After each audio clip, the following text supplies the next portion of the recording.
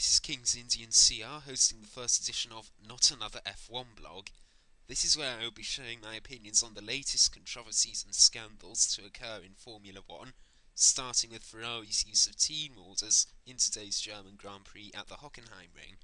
First of all, however, I would like to introduce a bit about myself. I have been a devoted F1 fan since I started watching partway through the 1997 season when I was 6 years old. In that time I haven't supported one team as such, rather I have a tendency to choose a team to support at the beginning of each year. Some of the teams I've supported in my time as an F1 fan are McLaren, Ferrari, Williams, Minardi, Renault and Braun GP. This year I am supporting the three new teams, Lotus, Virgin and Hispania. Now, let's move on to the main topic of this video.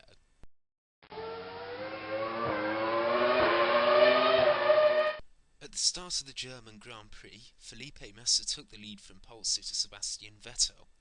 He then held it for the next 49 laps, ahead of his teammate Fernando Alonso, before being told over the radio, "So Fernando is faster than you. Can you confirm you understand that message?" This was interpreted by pundits, bosses of rival teams and many fans as an instruction to let Alonso through, which he then did, and Alonso then went on to take the victory. Massa's body language and words in the press conference said it all. I don't think I need to say anything about that. He was clearly upset at having had to give away the victory. So, what do I think of the incident? From a sporting point of view, I think the use of team orders can be justified. Fernando Alonso was 31 points ahead of Felipe Massa in the World Championship before the race, and therefore from Ferrari's point of view, it makes sense to maximise Alonso's points total to increase the team's chances of winning the World Championship. Personally, however, I prefer to see a fair race in which every driver races to win, not to let their teammate win.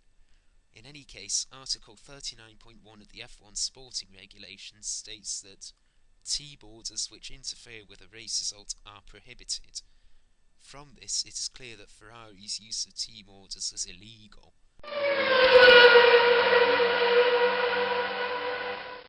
The German Grand Prix stewards found Ferrari guilty of the use of illegal team orders, and as a result, the team was fined $100,000 and referred to the World Motorsports Council.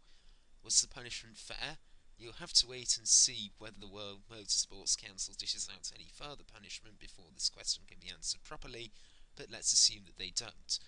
$100,000 may sound like a lot, but for a team of Ferrari's calibre it is merely loose change. It isn't even as much as McLaren would have had to spend on repairing Lewis Hamilton's car after his crash during practice. As an alternative, Ferrari could have lost the 43 points that they scored towards the Constructors' Championship during this race. I believe that this would have been a fair penalty for Ferrari, as they had knowingly and blatantly broken a rule that was put in place due to their own actions in Austria 8 years ago. Furthermore, it was a team, rather than its drivers, who were at fault in this case. Some people have suggested that the positions of the Ferrari drivers should have been switched, or that they should have been excluded entirely. However, as I have already stated, it is unfair to punish the drivers for what was an offence committed by the team. Also, it is entirely possible that Alonso could have overtaken Massa without the team orders and won the race anyway, so switching the positions doesn't necessarily correct the result.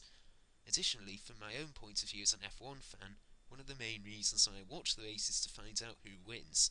If I am supposed to wake up the following morning and find that the result has been changed, then I might as well not have bothered watching the race in the first place and found something else to do with my Sunday afternoon. My personal favourite idea, however, came from an F1 fan who jokingly suggested that Alonso and Massa should be made to drive for Hispania in the next race. I hope you enjoyed my first episode of Not Another F1 blog. If you have any questions, or your own opinions, or ideas on how I can improve my new F1 blog, then please leave a comment on this video. I'd love to hear them. Please stay tuned for part 2, which will probably be about Mark Webber having to compete in the Hungarian Grand Prix using a shopping trolley, or Bernie Ecclestone's plans to drop every single race on the F1 calendar because they don't make him enough money, or whatever other bizarre controversy occurs there. For now though, that's it. Have a nice day.